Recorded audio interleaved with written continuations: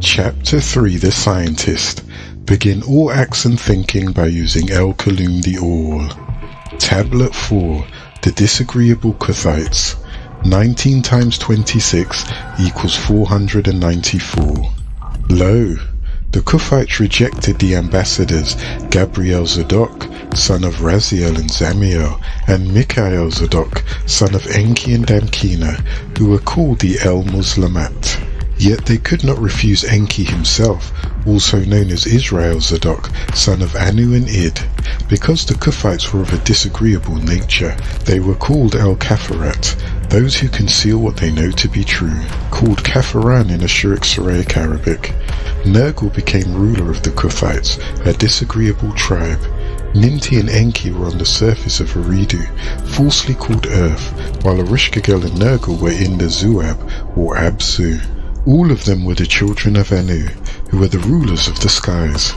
The Enkiduites were of a barbaric nature. They stood 7 feet tall, and they were covered with 6 ephah fur from head to toe. So from this, you would get the word barbar. The Enkiduites originally came to Tiamat, which is now called Earth, to hunt dinosaurs and other prehistoric animals. This is the Pre-Adama story. They loved it so much that they claimed it as home.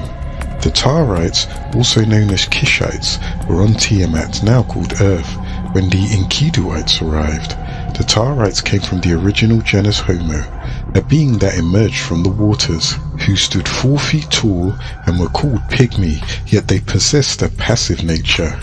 The scientists bred 2 extreme natures, the barbaric Enkiduites 6 ephah and the passive Tarites 9 ephah, to get the Homo erectus, which were the upright beings.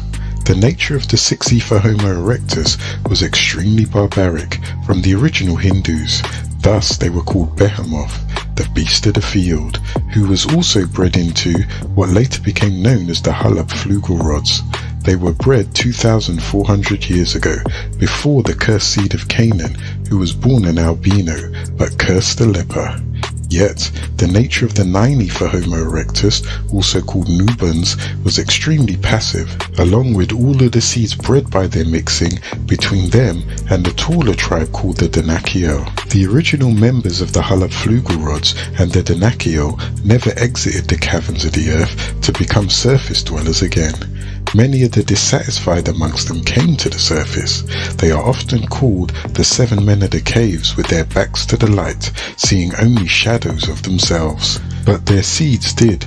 These tribes of beings came, the Negroid of the Danakiel, darker skinned woolly hair, wide nose, big lips, and the Carcassu of the Flugelrods, blonde haired, blue eyed and pale skin.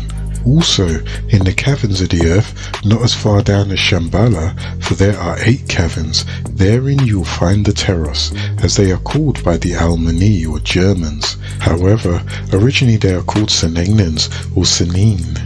You'll also find the Dawani, also called the Leprechauns or Bucks, and you also have the Deros, originally called the Sumanine or Sumin, and the Ganesha or Ganesh and Ganesa and Ganapti. That is the 4th favourite son of Shiva. He is also called the King of Obstacles and the leader of the impish attendants of Shiva. He was used before battles to prevent snags and hindrances.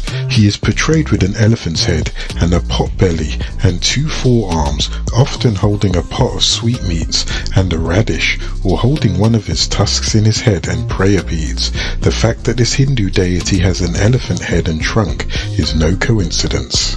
And you also have the Shuyuk, or the Danakiel, who originally left the planet Risk and took residence in Shambhala, but eventually had to set up their own cavern. The chief of the Danakiel, called Rabboni Fukar, the Negroid seed or Mur, married a Tero, the Mongoloid seed, a brown seed chieftain's daughter named Lucinus, against her will, just to establish peace in the caverns, for the Danakiel were being attacked by the Dero, who the Tero was supposed to keep under control, because they were violent, destructive and aggressive beings. So, to bring about a peaceful coexistence, the chief of the Teros, who was named Lamsa, gave his daughter to Fukar, the chief of the Danakiel. Fukar gave his daughter Radia to Lamsa, chief of the Teros, to marry his oldest son named Hatif. Lucinus bore Fukar no children. She by shadow hour left the caverns and went to the surface and sought out Fukar's brother Yiskuk, who lived in the best part of the planet, the enclosed garden in Saudi Arabia, Mecca. She was welcomed by Yiskuk, who hated his twin brother Fukar, who took his wife Lucinus as his own.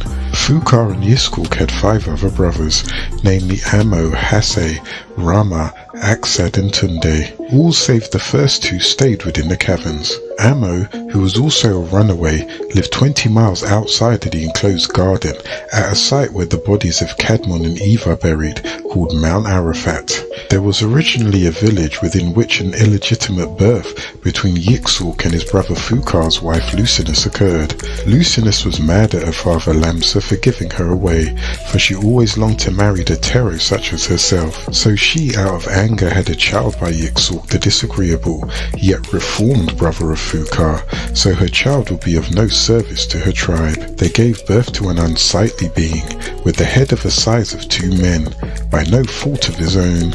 As a child he was the object of much attention, because he had the head the size of 2 men, and when he grew up, many referred to him as the big head scientist. Yakub, as he was called, wanted to get revenge on his people for their scorn and their mockery. This was an opportune time for the disagreeable Pleiadians from the Pleiades star cluster in the Taurus constellation to tap into his brain and inspire an unsightly thing. He was led to have faith that he could create a race of people that would rule over his own people and then the whole planet.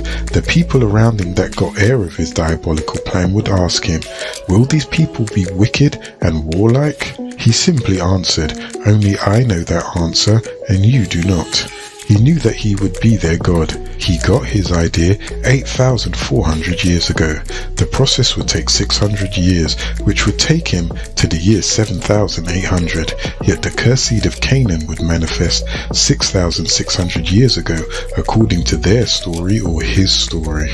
This god Yakub created his own Adam in his image and after his likeness, in the image of a human being wicked and weak-minded, that was overcome with jealousies and envies. He was born with an inferiority complex and to subject the whole world to their wish of superiority. A new man, a kind of man, simply mankind. Yakub owed his particular appearance to the fact that he was mixed, for the Tero were hydrocephalic and Yiksuk was a Danakiel who also had large craniums. But his wife named Lucinus was herself disagreeable, from the tribe of the agreeable Teros, who had a dome-shaped skull. This combination produced the unsightly Yakub. The Teros lived in the adjacent caverns to the Danakiels. The Tero Lucinus refused to stay amongst the Danakiels, for she was always teased about her cone-shaped head. Thus she came to the surface to seek out the surface Danakiel. This surface-dwelling Danakiel, who was brother of a husband named Yiksuk, was abstract-looking amongst the surface dwellers, for his cranium was extremely large. This mixture gave birth to Yakub, yet they were the wisest of the wise in the land. They were referred to simply as aliens because of their contact with the Pleiadians. Not only did her son have a head the size of 2 men, but 2 brains, both activated by the visitors from Aldebaran, a double star in the Taurus constellation, and Pleiades, a cluster of stars in the Taurus constellation. His name was called Yakub, who was also known as Yaakov, son of Yiksuk. He is also known as Jacob, as well as Jacob Ha and Jacob El, or Bar Yiksuk.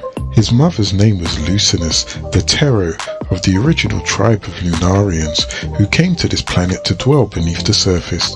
The Lunarians occupied Kingu before the Hindu or the Maldekians came there. She was not in agreement with a Tero marrying a Danakiel for political reasons. Rebelling, being weak and wicked, her trials and tribulations led her desire to destroy men. Unknown to her that this was prophesied by the wise 24 scientists called Magus the Magi, who by the stars predicted his birth 15,000 years ago and charted his birth to be 8,400 years when he was actually born.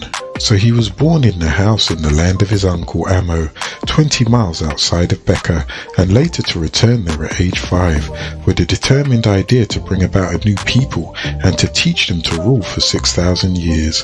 This creation was not to be perfected or completed until his people reach a place called Pelion, a peak 1,601.9 meters or 5,252 feet high of northeast Greece in the mountain region of eastern Thessaly. His beast-like people took refuge in the caves of the mountains ruled by an Enkiduite called Chiron, son of Kronos and his wife Rhea.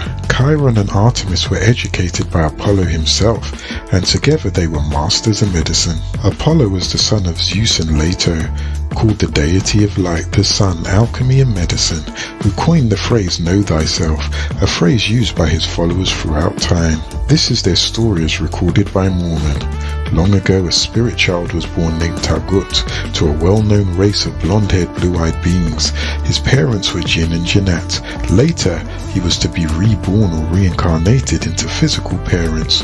Through obedience, death and resurrection, the spirit child elevated to be amongst the deities. They believed this one Tagut to be their lord, a heavenly father, calling him Elohim, El Naor and Kanaz, who lived near a star called Caleb in the Pleiades constellation, near to their lords and masters. Tagut became prince of the cherubs, and he had billions of spirit children called jinns that were born, giving him the title Jan, ruler of the jinns. So Elohim, as the heads of deities, called a great council meeting to decide the destiny of these disagreeable spirit children.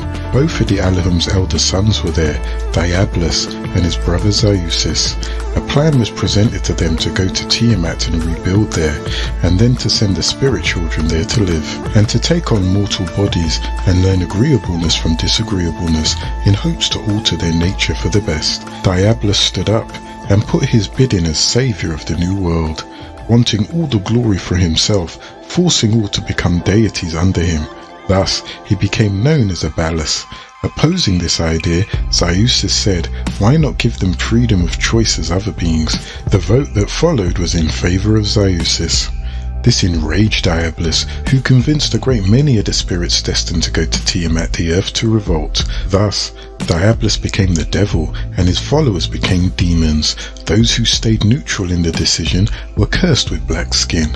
This is your dark-skinned, straight-haired Hindu, also called Dravidians. Those spirit children, destined to be banished from their own star constellation of Caleb, also Caleb, fought on behalf of them, not wanting them to be exiled to the planet Earth. They would in time be grafted and would become pale skin and be born to human parents. One of the Dravidians and his wife came down to Earth as their Adam and Eve to start their new race. Then thousands of years after that, a Dravidian named Cranus came in human form to Earth from the star-based Caleb to have sex with the virgin Rhea to provide Zeusis with a physical body. After Zeusis came to adulthood, he took 3 wives, Maya, Metis and Mnemosyne, and fathered a number of children. Amongst them were Apollyon, father of Hamartia, from which many pale-skinned earthlings claimed to be a direct descendant before his crucifixion. Many think him to be Yeshua Dawid HaMashiach, Yeshua Ibn Dawid el-Masa. After Zeusis resurrected, he appeared in the land of the frogs to the Navajo, who are of the original Israeli or Jacobites. By 421 AD, the dark-skinned Navajo tribe called the Lamanites, who are of the original Hopi tribe, had come to this land 16,000 years ago. The name Hopi comes from the word Hopitu Shinimu, meaning the peaceful people. The Hopis first settled in Oribe, Arizona, America. They descended from Hapi, the 4th son of Ha, high up in the mountains, the ancient name for Horus of Egypt, whose symbol was the falcon, and each of his sons symbolized a falcon as well, which resulted in the Hopi tradition of the Kachina doll, which is a symbol of the spirit embodying the power of the divine eagle spirit called Kwahu. His other sons were Imset, Quebsenef, Tuamutef, and the last was Hapi. They protected the dead. Horus was the son of Osiris and Isis, not to be mistaken with another Horus, who was the brother of Set and the son of Amun-Ra, the grandfather of Osiris. They were guided to this sacred place by way of a flying craft saucer that was piloted by Kachina, the deity of the Hopi. The deity Masa placed in the hands of the Hopi a set of stone tablets called the Toponi, a symbol of power and authority. The Hopis are direct descendants of a more ancient Anasazi, who claim their origin from a star people. The word Anasazi is from the Navajo word meaning the ancient ones. The Anasazi built the numerous communal dwellings, or pueblos, meaning now in ruins, on the high plateaus of the southern western United States. Hopi prophecies contain stories of the inner earth city called Palaquapi, which have secret openings or passageways leading inward and downward to the inner earth, which are located throughout the Grand Canyon area in northwest Arizona, America. They say that the beings that built the inner earth city came from Pleiades. The Hopis also claim that the inhabitants who live in the city are humanoid type beings, some 7 feet tall with blonde hair and blue eyes, who have small holes in the middle of their foreheads containing the third eye, and was the symbol of their telepathic power. These inhabitants that they are referring to are the Flugelrods. Palaquapi was the name of the Flugelrod's cavern, which has an entrance in the Thessaly Mountains, a region of eastern central Greece between the Pindus Mountains and the Aegean Sea as well. Their story can be traced to Pleiades, often called the Seven Sisters. The Hopi have named them the Chuhokan, meaning those that cling together. They claimed their descendancy had a direct connection with these Pleiadians. They had defeated all the spirit children, who were pale-skinned Nephilians, also called Nephites, in a great battle. The battle was recorded on gold plates in cuneiform. Joseph Smith said he had stumbled upon them in his own backyard in the New Babylon, America. Moroni, or Moroni, is the last Nephilian who buried them in the hills of Camarat 1400 years ago, and the last descendant of Moroni, son of Mormon, named Joseph Smith Fielding Jr., who was known for his lies and storytelling, who tells of his ancestry, his family members, and their early abodes. He tells of unusual excitement about a religion and how it was to prevail in the Western world, namely New York. He determines to seek wisdom as directed by James, claiming the father and son appeared, and Joseph is then called to his prophetic ministry, being born in Vermont, America. He calls himself the Prophet of the Mormons, a German word meaning bugbear, a spectre, a hobgoblin, a ghoul, a gargoyle, a spirit, a spook, an ogre. Wherefore it was an abridgment of the record of the people of Nephi, and also called the Lamanites, written to the Lamanites, who are a remnant of the house of Israel, and also to Jew and Gentile, written by the way of command and also by the spirit of prophecy, and of the revelation written and sealed up, and hid up unto the Lord, that they might not be destroyed, to come forth by the gift and power of God, unto the interpretation thereof by the gift of God. He was raised to the height of prophethood because he claimed to have had visions that instructed him to organize an assembly, because all the Zeuxite creeds were an abomination, and they disregard the original rules and regulations. Their original purpose, which was to be a conquering and ruling over the planet, and the spawning new families throughout. Greece became the home of these spirit children, who had manifested in the flesh and were indeed goblins. Greece was their home base. The seed of Jacob was to seek them out for unknown reasons.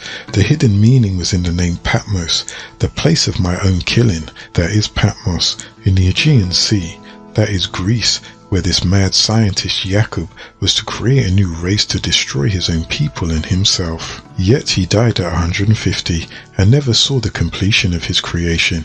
They were all to be healthy, strong and good breeders. This new god Jacob made the Flugelrods by genetic splicing called grafting.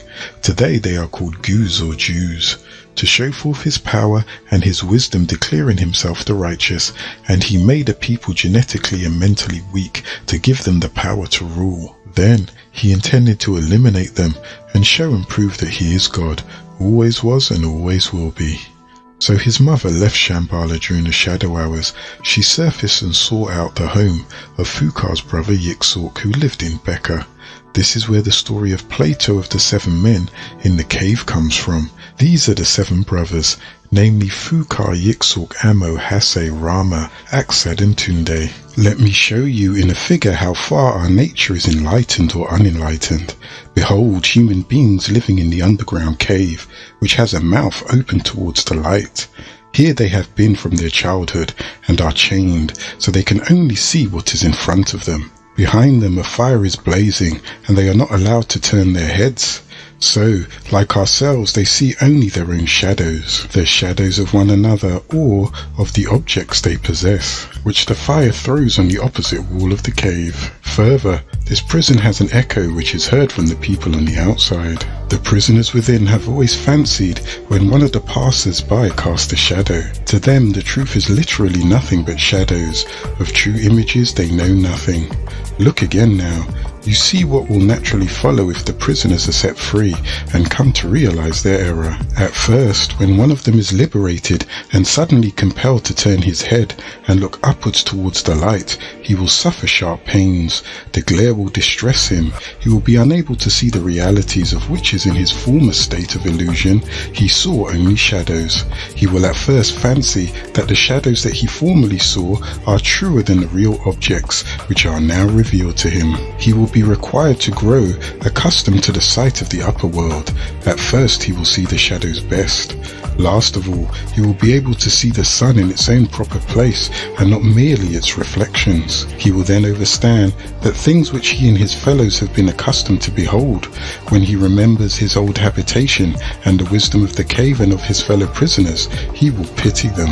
And if the inhabitants of the cave have been in the habit of conferring honors amongst themselves, he will no longer care for such honors or envy the possessors of them. He will endure anything rather than think as they do, and or live after their manner. And if such a one were to suddenly come back out of the sun and place himself again in his old situation, he would be certain to have his eyes full of darkness. It would be very bad for him if there were a contest and he had to compete in measuring the shadows with the prisoners who had never moved out of the cave. In such an instant, the men of the cave would say of him, "He went up and down, he came back without his eyes." They will maintain that it is better not to even think of ascending. Hence, if anyone tried to loose another prisoner from the cave and lead him up to the light, let them only catch the offender, and they would put him to death. And Yixork was put to death for that very reason, for violating the sacred oath of the Danakiel by marrying Fukar, his brother's wife. This Fukar outraged the already deranged Yakub.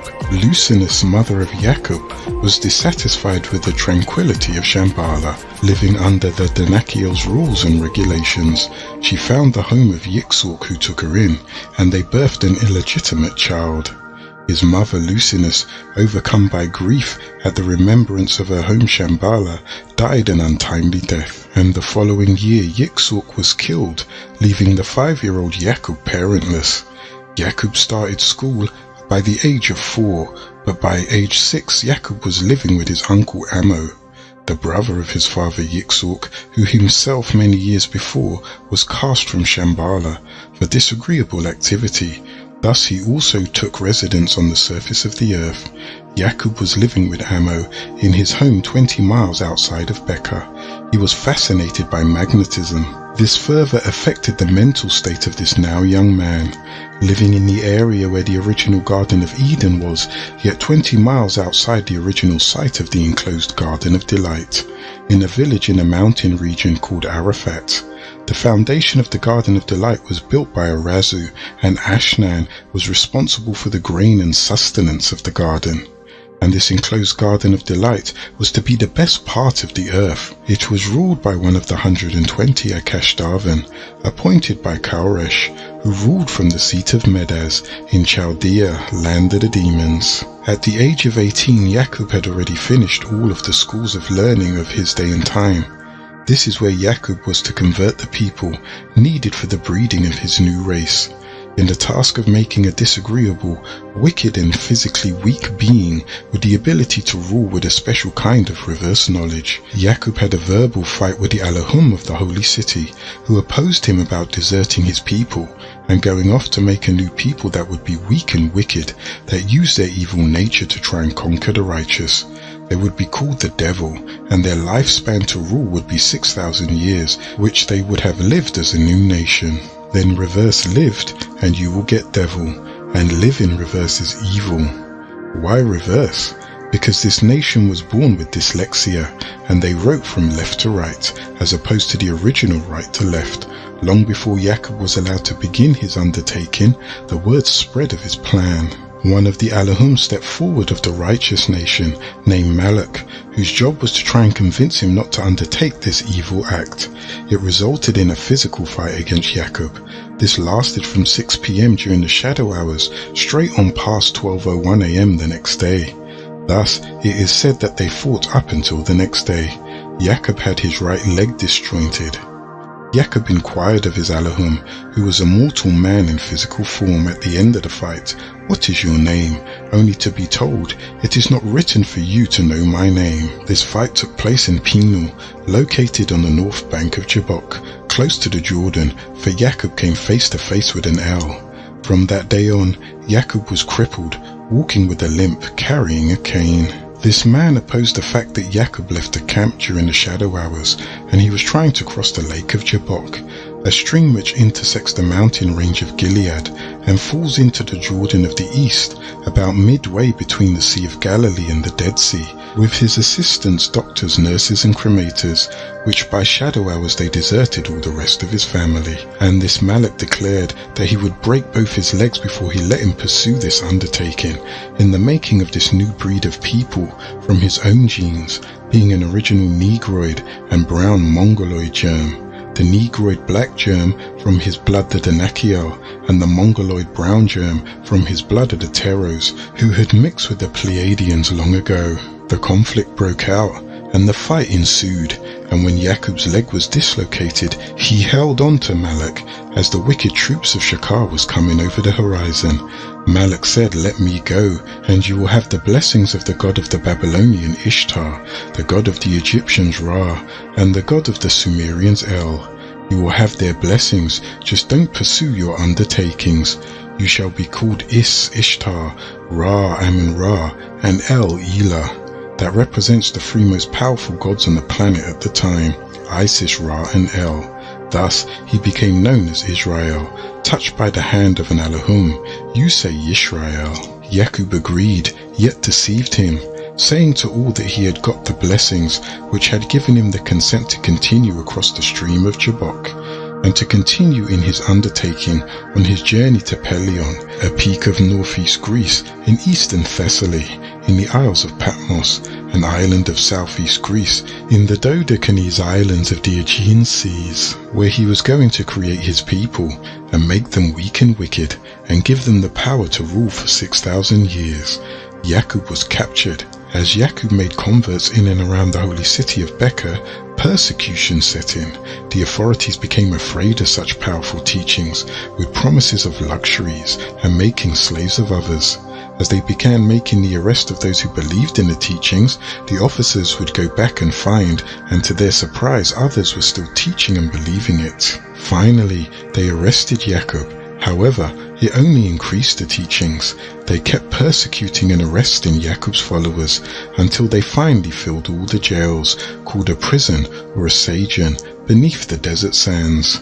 The 120 appointed Akashtaphan officers finally reported to the new ruler named Koresh that there was no room for the prisoners. They had no more room for Jacob's converted followers, who were enraged for his abuse.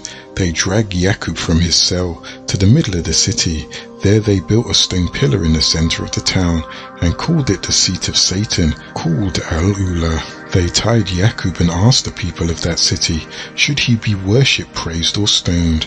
They chose to stone him and called him Shaitan. Jacob's followers rioted in the prisons. All the jails were filled, and they said, when we go back into the streets, we found them still teaching. This is what was reported to King Koresh. What shall we do with them? The king questioned the officers on just what his teachings were, and the name of the leader. They replied, Haggai. When the officers had given the king the answers to everything, the king said, this is not the name of that man. The name of the man is Jacob, the Negroid scientist, an alien to our land, a mischief maker in the land. This Shaitan was predicted by our Magus 15,000 years ago. On entering the prison, the king was shown to Jacob's cell. The walls were lined with sketches and plans of his future experiments. The ruler said, so you are Jacob? He said, yes, I am.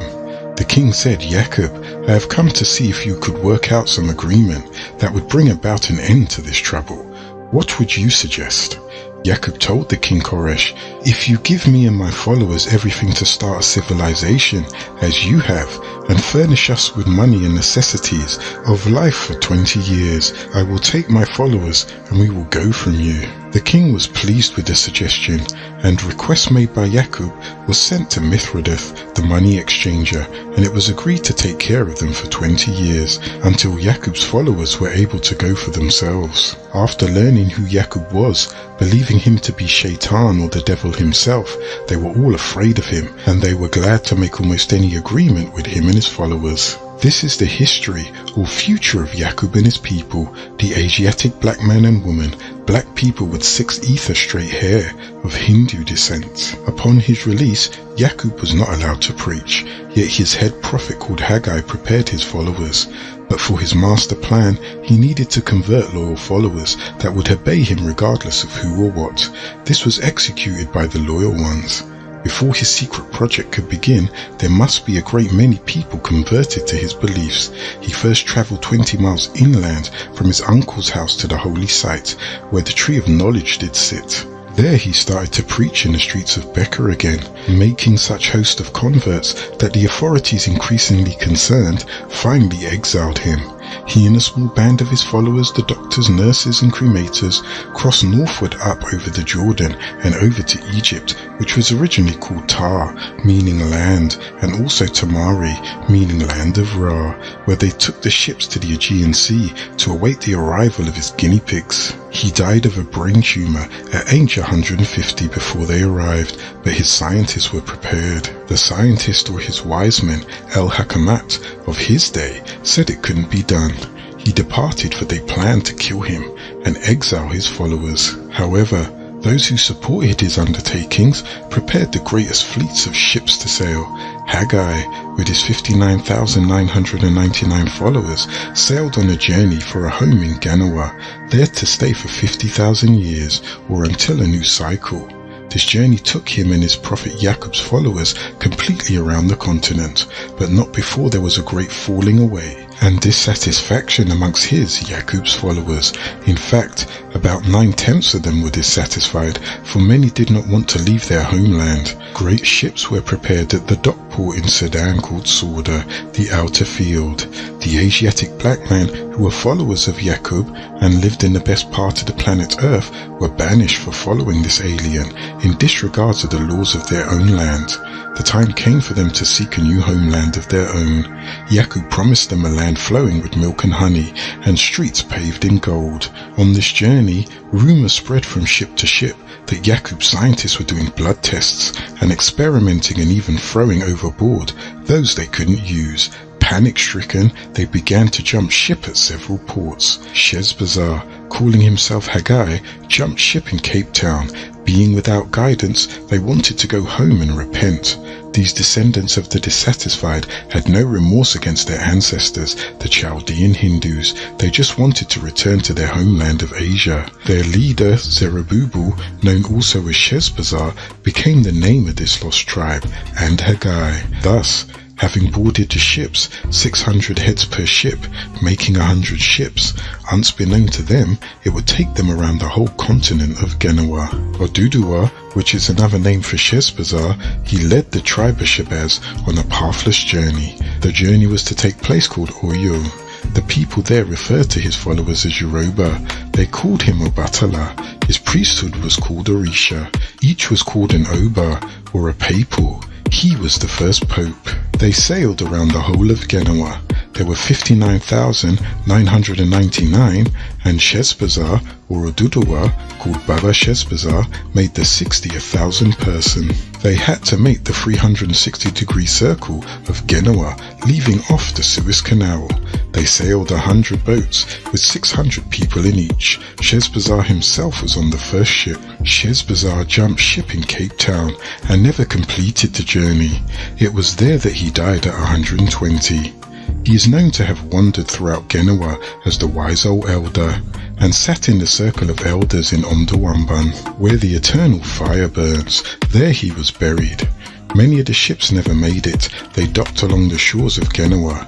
The original name of Africa was Genoa or Ganwa, and they often mixed up the name of Cuthites with the name of Cushites. These Cuthites were mixed Hindus, having straight hair, and they were the original black man, not to be mistaken with the incarnated gods who already lived in Genoa and had woolly hair. The port of Sudan was their launching point in the Red Sea or the Reed Sea, and they passed throughout Mandeb. Some jumped ship in Djibouti, where you find black skin and straight hair.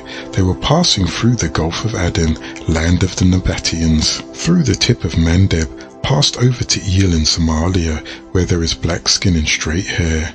You have people who jump ship in Massawa, Ethiopia, where there is black skin and straight hair. They went down to Kenya, where there is black skin and straight hair, and on to Tanzania, where there is black skin and straight hair, down to Mozambique, where there is black skin and straight hair, going from around the Indian Ocean on around to the Atlantic, stopping off in Cape Town, where Sheshbazzar disappeared. The ships continued on up to the Atlantic Ocean. They dropped off people in Walvis Bay, an inlet of the Atlantic Ocean, onto the western coast of Nambia, where the people have black skin and straight hair. They proceeded on up, and they stopped in Luanda and Angola.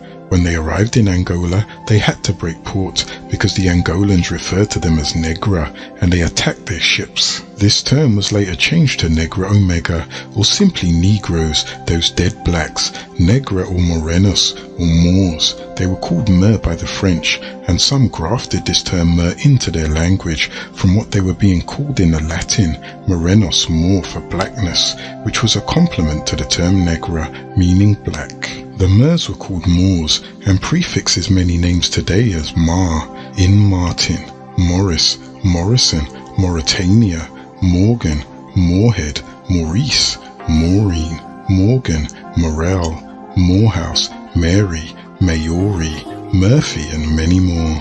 Even the prefix of Irish names such as MacDonald, MacDouglas, MacDougall, McVeigh, McCrae. The MC was the abbreviation for the presence of Moors in Ireland. So they took residence and named the place Nigeria, home of the Yoruba tribes, but the woolly-haired people of the land refused to mix with them, so they were forced to depart, only leaving their religious systems of Orishi, a system of ancestral worship which they brought from Arabia called Yoruba. The land where the teraphims have always been worshipped, such as the moon deity Allah, which in 1950 Wendell Phillips, W.F. Albright, Richard Bauer and others excavated sites at Kataban, Timur and Marib, the ancient capital of Sheba. Thousands of inscriptions from walls and rocks in northern Arabia have also been collected. A major temple to the moon god was excavated at Hazar in Palestine. 2 idols of the moon god were found. Each was in stature of a man sitting upon a throne with a crescent moon carved on his chest. Several smaller statues were found where they were identified by their inscriptions as the daughters of the moon god. Reliefs and votive bowls were used in worship of the daughters of Allah, and they have also been discovered. These 3 daughters, Alat, Al-Uzza and Manat, are sometimes depicted together with Allah, the moon god, represented by a crescent moon above them. Their religious system was created with the ability to adapt to anybody else's culture, as in the case of Santeria or Brujeria or Voodoo, also called Juju. This was taught by their great ancestor and god Yaqub. This religious system was created to be able to supplant itself over others and absorb them like a dying star consumes other stars. It vamped down on Judaism to create Islamicism, and it vamped down on Christianity to create Santeria. It vamped down on Satanism to create Voodoo. Then the ships continued up the Atlantic Ocean to Sierra Leone, where there is black skin and straight hair. Straight on up to Mauritania, where there is black skin and straight hair, to Morocco, where there is black skin and straight hair, pass through the port of Tangier, where there is black skin and straight hair, onto the Mediterranean Sea, where they stopped off in Algeria, where there is black skin and straight hair, and then to Tunisia, where there is black skin and straight hair, and stopped off in Tripoli in Libya, where there is black skin and straight hair. In Alexandria of Egypt, where there is black skin and straight hair, they supplanted themselves on the seashores of Mother Ganawa. Mixing in and taking control, these black skin and straight hair tribes never ventured into the heart of Ganawa, but controlled the ports and seacoast. They fathered the slave trade of the woolly-haired from Zanzibar, giving the slave the original name Zinji, from the Native American word Zini, meaning black-skinned, before Negro, but not before Mer, that became Moor. The lost tribe of Shabazz are still the majority on the seacoast around Mother Genoa. They replaced their X with Arabic names. They call themselves by new names: Egyptians, Ethiopians, Djiboutians, on and around to Mauritanians, Moroccans, Tanzanians till this day. So then, they sailed north across the Mediterranean to Cyprus, where they were home with their original mother goddess Europa, stopping first at the Isles of Crete, where Jacob's rules and regulations and systems on graphing and making were prepared. Those that remained behind, by jumping ships at different ports in Genoa, stayed and oppressed the original woolly-haired Nubans, introducing them to mythological religious beliefs such as New Yoruba, New Islam, Judaism, Christianity, and a host of others, which later became the enchantment or the spell. They also called the spell a hex, he-X, like John, who's the he and the X, also called the hexagram, he-X-agram. The hexagram is the symbol of the six-pointed star, which again is the form of a swastika, the seal of the Illuminati of light and fire, symbolizing their 6,000 years of rulership over the original Ishmaelites, Israelites, and Midianites. The word gram, meaning a seed, ties in, for this was the grafting of a zera, meaning an offspring or seed, symbolic of the sixth letter of the Aramic alphabet, and the sixth letter in Arabic alphabet Satar, and which is the sixth letter in the Greek alphabet, which is Zeta, a symbol of a snake. The word Zeta is of Hebrew origin, meaning Zane, from the root word Zan, which is where they get Zina, which means abomination. Note the use of the letter Z repeatedly. Their symbol is hidden in zigzag zig, which is zar zar zar, or 666. Zigzag zig is the German word zigzag, meaning to turn in the wrong direction. The beings that inspired Jacob, as well as the Jacob of this day, Hitler, are from Zeta Reticula, also referred to as the Mizar constellation. Remember, seed is from the Middle English, from Old English seid, said, from Latin semen, from Greek sperma meaning sperm or seed, or the number 6 in Greek, which is again hex, or Z for xenon, the 54th element, and it's colorless, or absence of melanin, from the Greek neuter, of xenos for strange. Neuter means neither feminine or the original hermaphrodite, and the parents are these Hindus whose religion was called Zen, from Zeno, meaning stranger. And the religion of Zen Buddhism is traced back to Hindus in India.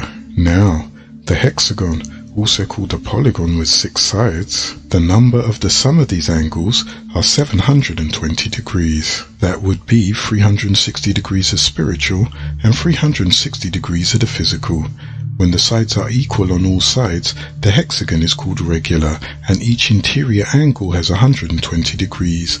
The followers of Jacob were only given 120 degrees of knowledge, not 360 and not 720. They only use 6 ounces of brain, and the Asiatic blacks use 7½ ounces of brain, but you have 10 billion neurons, and your brain weighs 52 ounces. Their reticular formation, or the inner laser beam that directs the impulses to the 2 halves of the brain for action and reaction, is defected.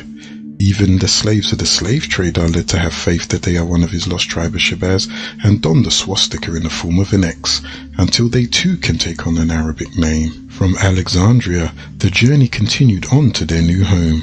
These Asiatic black men with straight hair had a dissatisfied nature. Evil dwelt within them. So their wise scientists met with the elders of the Danakiel, and they decided to try and graft evil out of their nature.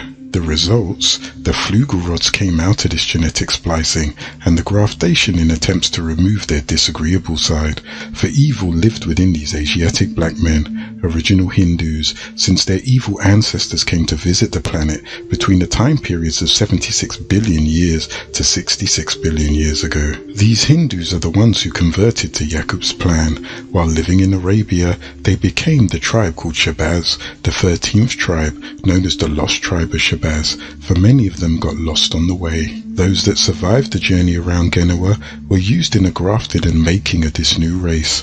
For any babies born with Negroid black genes, a pin was stuck into their brain. Their necks was the Mongoloid brown. They were spared to breed, to make the red, the yellow, and then the Caucasus, the pale. This process took 600 years of grafting and separation. You have the Negroid, Mongoloid, and Caucasoid. All other races are just that, a mixture of the others. Thus Jacob's nation was born, a ruler was set over them, and she was called Europa, the daughter of Aegina and sister of Cadmus. Europa was the empress of this land, yet without guidance they regressed and took refuge in Pelion, then on up into the mountain region of Thessaly, and into the grotto meaning cave. They conquered and enslaved the original inhabitants of that land, then called Yunan, who were the descendants of Javan, son of Jephthah and Ifat. The Yunan were also known as Ionians. The savage beasts that were grafted from the Asiatic Hindu black man were nothing more than the original blonde-haired, blue-eyed, pale-skinned, melanin-lacking, grafted, disagreeable, rebellious seed of Jacob, the mad scientist called Flugelrods, shameless, moralless, hair covering their body from ankle to shoulder, the beast of the field, also called Behemoth. They walked on all fours and ate raw flesh, having bestiality acts. Thus, the dog became their best friend. They allowed him to lick their leprous sores, and to this day they will allow him to sleep in their beds, eating off their plates, and even lick them in the mouth. They moved on to Patmos in the Aegean Sea, which is 20 miles south of Samos, the site of Samuel, 24 miles west of Asia, that is the Greek Isles. The outcome of the graftation was the Flugelrods, who were bred by mixing in the seed of the Pleiadians, which is blonde-haired and blue-eyed, mixing and grafting from the genes of the Asiatics, black straight-haired and black-skinned, and black-eyed Hindus, grafting from the brown germ to the red germ, to the yellow germ and on to the new earth breed, the Flugelrods, also breeding the abstract black-skinned and blue-eyed. He set up rules and regulations that they were to abide by under all circumstances. Those of his followers that did not obey him were to have their throats slit from ear to ear, and their bodies left on the seashore at high tide. They separated into two groups, the original Halabites or Halab, Flugelrods, who became known as the Neanderthals, or simply cavemen, eating raw flesh, running around on all fours, and living in a state of bestiality. They found their way into the inner caves of the planet. Many of them took residence there, while others in time used the technology and terrorized other innocent tribes. Those that did not jump ship were grafted out of existence, as opposed to the Flugelrods named Europeans after their female leader that rebelled, who was also named Europa, daughter of Aegina, sister of Cadmus, also known as Zeus. This Europa gave birth to Zeus, another Zed. That's the second Zig, the first being Zuen. Zeus had 3 sons, Minos, Rhadamanthus and Sarpedon. She, Europa, eventually betrayed Zeus and remarried Asterius, ruler of Crete. At her death she was deified as a fertility deity by Zeus. With this technology, they were given the power to rule for not less than 6,000 Earth years. They entered from the east side, where there are harbours called isthmus, into the grotto or grot, which means a cavern. One of the entrances to the Flugelrod's cavern home was called Palaquapi. This is also where the scroll of Revelations was revealed to Johanna bar Zebedee, that is, John son of Zebedee the Divine, in the year 96 AD. All of these are names used today. You may find them on your maps. On the original journey, the Asiatic blacks were divided into 3 classes. They lost 95% of their people. 10% of that original, 95% became the betrayers, leaving 85% confused, and only 5% to make it to the final destination. The journey was a 360-degree circle around the mother continent. Originally, they departed with 100 ships, which left carrying 59,999 passengers, and Sheshbazzar himself making a total of 60,000 passengers. Yet, only 3 ships arrived at the final destination, carrying 600 people on each. A total of 1,800 people arrived in Patmos, where the great scientists were going to spend 600 years trying to reform these disagreeable people by grafting the evil out of their genes. After futile attempts, they all agreed that it could not be done. For the making of this original seed Yaqub El, also called Elo, as it says, came from Teman the south, and the Holy One Yixok his father was from Mount Perin, meaning place of caverns, that led to Shambhala.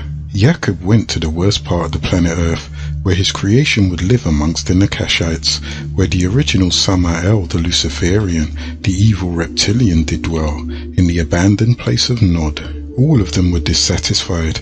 There was no one tribe of people ruling the planet Earth in Yakub's time, so it made this convenient. So Yakub Ha vowed to be their ruler, and that he would create a people that would rule for 6,000 years, until a savior was born. The Greeks and Roman Christians call him Messiah, Messias. The Khazar Jews call this savior Mashiach, and the Muslims call him Masih. In the war pick it's Massa. Yakub was helped by a group of humanoids from Lahamu, Venus. Their description is average height between 5'7" and 6'3", with a tan complexion with black to dark brown 6 fair hair. They could pass for any Euro-Arabs on Earth, who had Maccabean features, who are humanoid Maccabeans from Zeta Reticuli.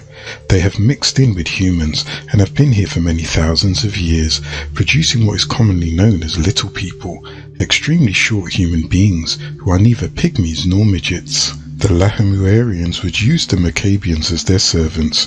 They have been visiting this planet for thousands of years. They refer to their planet as the early morning star. They vowed to send a Venerian as a savior to the new Asiatic black man. To him, he would appear in the person coming from Arabia. His mother will be called Mami, who is of the Chaldean gods, the Cuthite, and his father will be Alphons, from the Greek Alepho, meaning anointed, or Alphas, or Alfonso, Old Greek for leprosy, from Alphos meaning white, absence of pigment, albinism, a form of psoriasis. They'll spell his name Alfonso and declare he is a Cushite. He was one of the original incarnated deities, not man. This Venerian they will call their god incarnate. He will leave them an agreeable humanoid Ramadian as a teacher named Krill. They were talking about the making of the Jew, the original ones. Shezbazar means worshipper of fire. The color of their flag is the sun, with the moon and the star, which is a representation of the whole universe. This seed moved behind the Caucasus Mountains on up into Russia and became known as the Khazars, the woolly-haired seven-ether Orientalists of the sea called Asiatics, were known as the Ashkenazims. These are your original grafted devils that Yakub created. They are your Flugelrods, original Khazars, and your Asiatics, Ashkenazims. Their symbol being the universe, the moon, called Kamar or Kamar, the sun and the bright morning star. They used the crescent moon and the pentagram, that is the 5-pointed star. The original Jacobites used the hexagram. They called it Mogan David, the Star of David, or the Star of Bethlehem. They endowed their creation with 120 years of life. It took 120 degrees of knowledge to accomplish this over a period of 600 years of those who were under Yakub's rules and regulations. There are those that use the pentagram, a 5-pointed star formed by 5 straight lines connecting the vertices of a pentagon and enclosing another pentagon in the completed figure. Or those that use the hexagram, a 6-pointed star, formed by extending each of the sides of a regular hexagon into equilateral triangles. And those that use the heptagon, a polygon having 7 sides, each believing that their star represents the supreme power of force that controls all aspects of existence. However, stars are born and die. Stars have limited brightness, thus as a symbol they would indicate a limited amount of intellect. Crescents are merely one stage of 4 stages of a moon. Thus, a star in a crescent is a symbol of limited information and time, and deception, because a star can never sit in the crescent moon, for stars are millions of times larger than the moon. Even the octagon, with each of the 8 points of the symbol, represents the sun, and is on a 15-degree angle, and 8 times 15 equals 120, 1/3 of the whole, which is 360 degrees of information. This being 120 degrees, representing the awakening and the civilizing between each of the 8 points, and is a 45-degree angle that represents 360 degrees of knowledge of the physical. Then, there is 360 degrees which is knowledge of the spiritual, which they do not have. This symbol was worn on the chest by the great scientist Yakub, who was born hydrocephalic, which is having the head the size of 2 of his tribe members, the Danakio and the Teros. Yakub's scientists would brand each of his followers with the symbol called in the warpick Awath, the original symbol X, of which you already have a great understanding of, and is your modern day cross. It became the swastika, a symbol that can be found all over the world, having 4 outer 90-degree angles and 4 inner 90-degree angles, equaling 720 degrees. Their religion was based on phallic worship, symbols representing reproduction. They prostrated themselves on all fours in remembrance of their lowly state when they were walking on all fours, living in caves and worshipping their earthly fires. Thus we have sun worship. They prostrate beneath the mammary glands of females and call it a dome, and beneath the phallic of a male and call it a minaret. Giving birth to your domes and minarets are their mosques and synagogues. The X numerical value is 10, and it is a symbol of the 10th letter of the Aramaic alphabet, which is the Yod, symbolizing that they were originally under the agreeable Yahwehans, or the 10th letter of the Assyric alphabet, which was Ra, and symbolized Ruach, the soul of creation. They were the first Negroids born with beards, and he made them clean-shaven so that they would look like the original Tarites. They were to mix in with the original Cushite and await their savior, who would come to them from Venus Lahamu. There would be carefully planned breeding amongst the descendants of the Nubans under the Amorites, and one of them would be part Nuban and part Ramadian in the far west away from the east. They would be kidnapped and taken into bondage for 400 years. You find the symbolism in the book of Exodus of the Torah, which was plagiarized by Tammuz called Yahweh. It became the law and enforcer of the spell of ignorance, called the spell of sleep. Therein you will find the story of Jacob, cloaked in the Jacob and Esau story. This Jacob was born in the year 1918 BCE and died in the year 1771 BCE. One of Isaac and Rebekah's twin sons, and the biblical story of Jacob is a symbolic story. He is the son of Abraham and his first wife Sarah. His name is Isaac. He fathered the biblical Jacob. He is also the progenitor of the 12 tribes of Israel. It was this mentality that fathered the so-called Jew, the father of trigonology, from the original Jacob story, which they read and have faith and incorporate into the new law, which they call the protocol of the learned elders of Zion. Jacob's mischief makers in the land now rule the surface of the planet, an evil and diabolical plan to control everyone.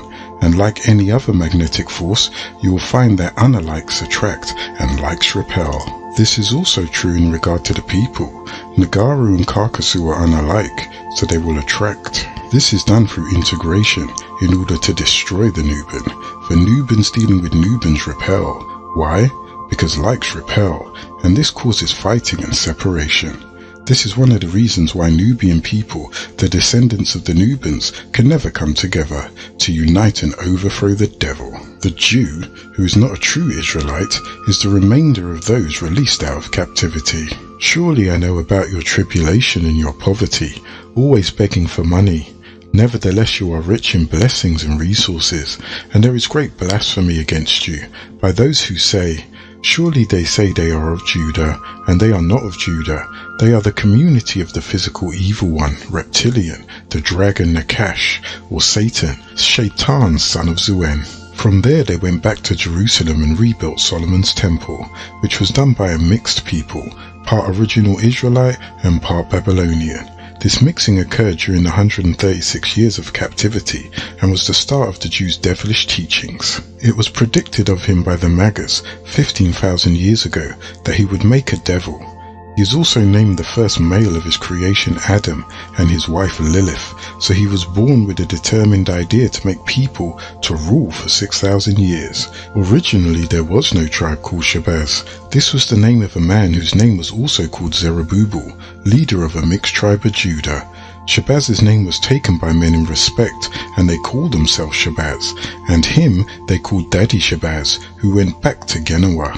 The name Shabazz is thought to be an Arabic word, however it is actually made up of two words, Shah, which is Persian word for king or ruler, and Baz, which is the Arabic word meaning falcon, or in the Warpic Ba'uz, which is the head of the Horus, the symbol of the son of Osiris and Isis, who in Sumerian was Ishtar and Dumuzi. This Horus was Tammuz, or Yahweh, later to be known as Christ, from the Hindu Krishna, their Messiah or Massa. However, The name Shabazz comes from the word Sheshbazzar, which literally means sun worshippers or fire worshippers.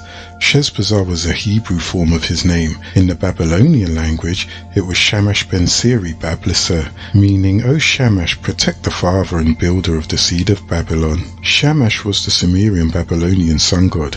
Even though he was called by the name Shabazz, he was in no way affiliated with sun or fire worship. Yet, fire worship became the religion of the Flugel rods, who depended on it for heat and light while in the caverns, but not Shambhala, for there are 8 caverns. Therein you'll find the Teros, the Dawani, the Diros, and the Shuyuk, the elders. The making of a new race.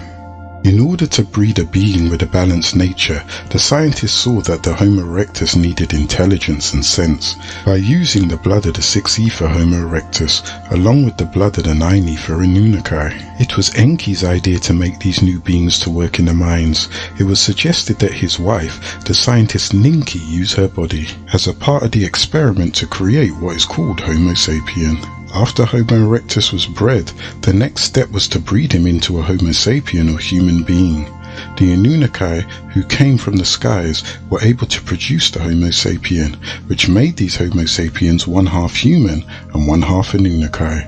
These Anunnaki were agreeable and disagreeable, and the Homo sapien was created after the likeness of these Anunnaki, called Yahwehans, Yah agreeable and Way disagreeable. The scientists saw that they had to give the Homo erectus intelligence and common sense in order for them to survive in their absence. So the seed was planted inside of Ninki, who was the wife of Enki. She gave birth to the Lulu Amalu, called the primitive worker, and her child was the first hybrid able to procreate. This experiment took place in the laboratory called Shimti, which is located in the mothership called Nibiru, that which crosses the skies. This lab was placed on the planet Lahmu, Mars. The Cuthites and the Havilavites complied to the request of the scientists. They were called El Amun Mul Wahadat, the faithful ones. The Cuthites and the Havilavites were a mixture of the supernatural beings that existed in the Nile River, of the barren and rocky land of Nubia, a desert region, an ancient kingdom in the Nile River Valley, southern Egypt and northern Sudan. They were associated with goodness and benevolence only. These beings were known amongst the Nubian tribes as El Bahar Malakat, the river angels. They are known today as the little beings, or the Ramadians. They stand 4 foot tall and weigh about 40 pounds, having 5 fingers, and originally bred by the Anunnaki to scout worlds for them. They are benevolent. They are not to be mistaken with the Maccabean Greys, who are malevolent. The Maccabeans are a biogeneric breed from the cow and other species here on Earth, as well as mechanical and computerized technologies. Their skin color is a grayish blue, and the texture is smooth. They have no hair on their body, and they have big heads. They are hydrocephalic. Because of their eyes, which have no pupils making them nocturnal, they look like the human insect and are sensitive to ultraviolet light. Their large black eyes are cow's eyes. They have 2 slits for nostrils, and their mouth is a small slit. They appear to have no ears, and their hands are web-like, with only 4 fingers. Their arms are long and muscular, reaching just above the knees. Their hands consist of 4 webbed fingers. Their torso is human in appearance. Their legs are short and muscular. They have no reproductive organs or reproductive capabilities. They are bred by the cloning process, and oftentimes they abduct human women, only to remove the fetus to breed their own species. They are called Ramadians, or Malakat al-Bar. Thousands of years ago, when the Malakat al-Bar, also known as Ramadians, the little beings, were released to the work of the Anunnaki, the reptilian captured them and ruled them. This is how the Maccabeans were bred. They used the cow's nervous system to breed them. They messed up their reproductive system by mixing them with cows. This is why the Hindus of today worship the cow. And in the Muslim world, the largest surah in the holy book, the Quran, is entitled The Degree of the Cow, or Heifer, and the Snake. Their feet are like that of a dinosaur or frog. The Ramadians lived in the underwater castles in the river. They were both males and females. The females were the Banat al-Salahin, daughters of the virtuous or pious, and the males were the Walad al-Salihin, Sons of the virtuous or pious, they were associated with the 4 categories of human preoccupation: fertility, cultivation, marriage, and health.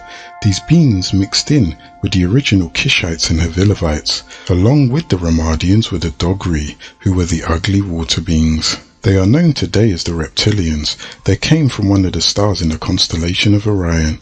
They stood 6 to 7 foot tall. They are greenish and their skin is scaly, waterproof, and there are no sweat glands. They have no hair on their body, the back of their head is flat, and they have an exaggerated forehead.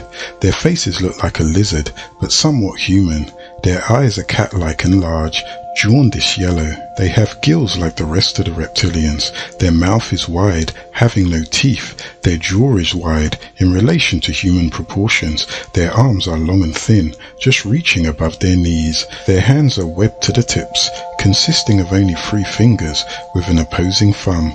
Their chest slightly protrudes. Their legs are long, but bent backwards, as if they also run on all 4s. They have no external sex organs, and their feet are webbed. They procreate by laying eggs. They are neutral in gender.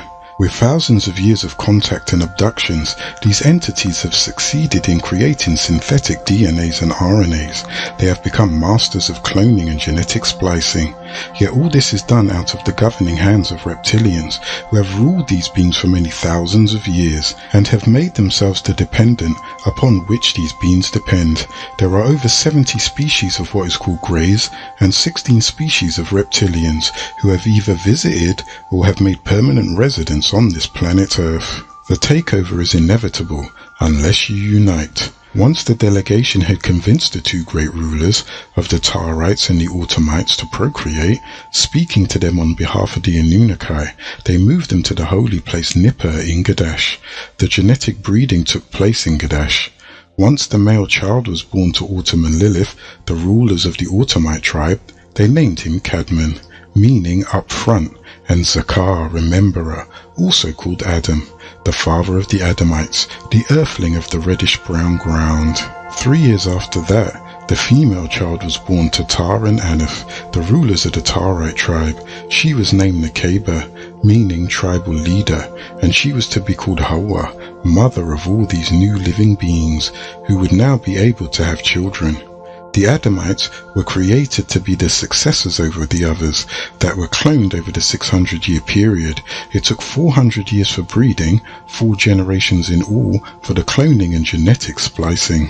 That's 10 people per 100 years, which comes out to 40 people over a period of 400 years. 100 years before the 400 years for the preparation, that is, the collecting of the choice species for the breeding and the building of the Earth-based laboratories, it took another 100 years for civilizing and education after they had bred them. The Cuthites were sent out of the land of Gadesh to return to their own part of the planet Earth, Sorda, the outer field, to the east, the wicked town of Nod, which was now ruled by Enlil after the dethroning of his brother Enki, who set up the wicked city of Nod. Yet he, Enlil, never sat on his brother's evil throne, and Autumn became the Khalifa of Enki, and Dina, known as Ishtar, was the female deity with the sun Tammuz in her arms, and Ishkur, which means mountainous, far mountain land, whose title was Baal, master or lord. He was also called Adad, beloved, and he was called Tesher by the Greeks, meaning storm deity. Yet all of them feared Anu Elion Elion El. This Anu Elion Elion El created Shakar, and the symbolic meaning of his name is dawn, and Shalem, the symbolic meaning of his name is the dusk, or evening and morning, or the son of justice, who controls what is called time on this planet Earth. This Shakar gave birth to Halal, and this Shalem gave birth to Warlock. Also, Anu Elion Elion El created the seed of Enlil, one named Baal, who was also called Hadad or Adad, who gave birth to the son, whom they call Eliun, to rebel later, and is worshipped as El by the Canaanites, who fathered the religions called Judaism, Christianity, and Islam. This is the El of Judaism, the Eli of Christianity, and the Ilah of Islam. Hadad also had a brother named Yam, and another Mot, and a sister named Anat, which is not to be mixed up with Udam's daughter in Gadash, where Elion Elion El is really loved and respected. and the Anunnaki family of Udam and his mate Mami just had a daughter Anat, who were of the Muslimun, or Agreeable Allahum, living in the part of the earth called Mu, which was still then in the holy land of Gadash. This family was to wean and rear Nekeba, also called Hawa and Eve, until the age of 18. Then she was to breed with Cadman or Adam.